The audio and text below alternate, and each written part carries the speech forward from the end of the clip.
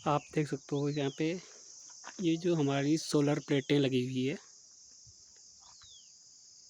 यह एक 240 किलोवाट का प्लांट है, तो ये पूरी तरह से अभी कवर नहीं हो सकता है, लेकिन मैं आपको जनरली बता देता हूँ। ये हमारी जो एक प्लेट है, ये वाली, ये लगभग 600 वाट की प्लेट है और इसकी लंबाई 7.2 फीट है और चौड़ाई लगभग 3.9 फीट है। तो 600 वाट की इस तरह की 400 से ज़्यादा प्लेटें लगी हुई है। तो इस वाले प्लांट में 406 प्लेटें लगी हुई है। ठीक है, पीछे से कुछ इस तरह से यहाँ प्लेटें दिखती है। तो आप देख सकते हो यहाँ पे प्लेटों में 2 वायर निकलती है। ये वाली पॉजिटिव है और जो दूसरी साइड है ये नेगेटिव है। तो ये पॉजिटिव और ये नेगेटिव आपस में एक MC4 कनेक्टर के माध्यम से जुड़ती है। ये एक MC4 कनेक्टर है जो आपस में मिली हुई है।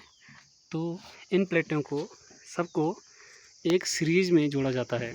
सीरीज़ में क्या होता है कि जो वोल्टेज होता है, माना हुआ 600 वाट जो है वो पावर है, और वोल्ट हमारे घरों में जैसे 220 वोल्टेज आती है।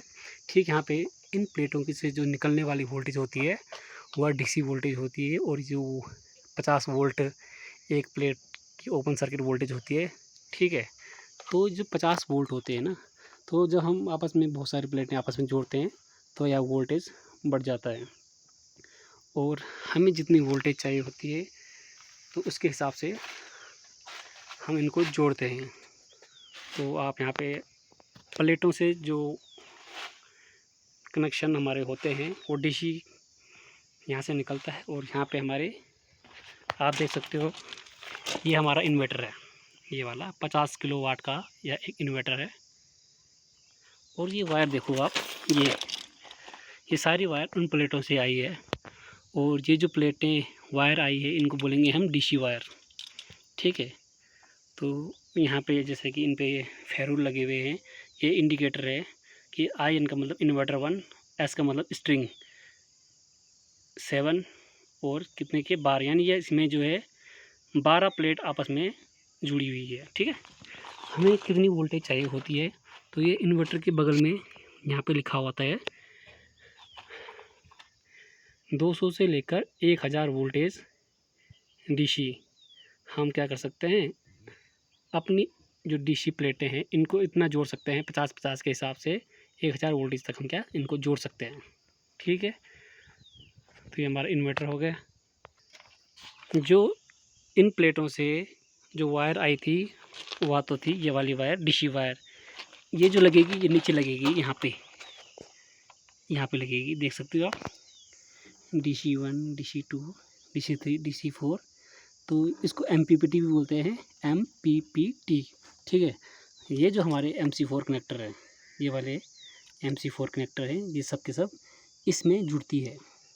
ठीक है, इसमें जुड़ने के बाद हमें यहाँ पे DC जुड़ती है, तो हमें यहाँ से क्या AC मिलती है। ठीक है, तो यहाँ से AC मिलती है, अभी बंद है, तो यहाँ से जो AC मिलती है इस वायर की मदद से यहाँ पे एक बॉक्स तुम और देख पा रहे होंगे,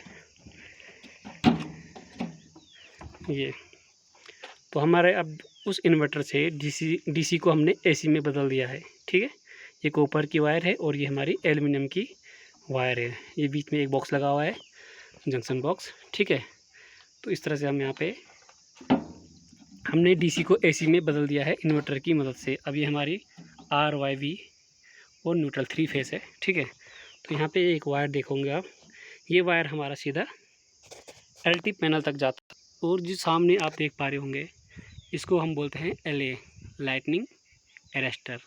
आकाश से बिजली को सीधे ये क्या करता है, ज़मीन में ले चलता है उसको। तो हमारी जो भी इंस्ट्रूमेंट है, जो भी हमारे स्ट्रक्चर है, प्लेटें हैं, तो ये सब इसके माध्यम से बच जाता है। ठीक है, लाइटिंग स्ट्रोक जो भी आएगा वो सब ज़मीन में चले जाएगा। तो इसके लिए हमने 2 अर्थिंग की हुई है। 3 मीटर लेफ़्ट साइड में है, ग्रीन ढक्कन देख रहे होंगे आप यहाँ पे, और 3 मीटर राइट साइड में है। 2 अर्थिंग की हुई है, क्योंकि जो ऊपर से आने वाली वोल्टेज बहुत ज़्यादा कई किलो एम्पेयर में रहती है, तो उसको हमने 2 तरह से अर्थिंग दी है, ठीक है। अब रही इन्वर्टर, ये जो हमारा इन्वर्टर है इसको भी अर्थिंग देनी होती है। तो ये हमारी जो अर्थिंग है यहाँ पे, इसको हमने अर्थिंग दी है इसकी मदद से। इसकी अर्थिंग वहाँ पे है, ठीक है, जो 3 मीटर गहरा है, और रोड अर्थिंग, केमिकल अर्थिंग वहाँ पे की हुई है। ठीक इसी प्रकार से इन स्ट्रक्चर को भी अर्थिंग करनी पड़ती है, ठीक है। ये देख सकते हैं आप, ये अर्थिंग पत्ती जा रही है, ठीक है।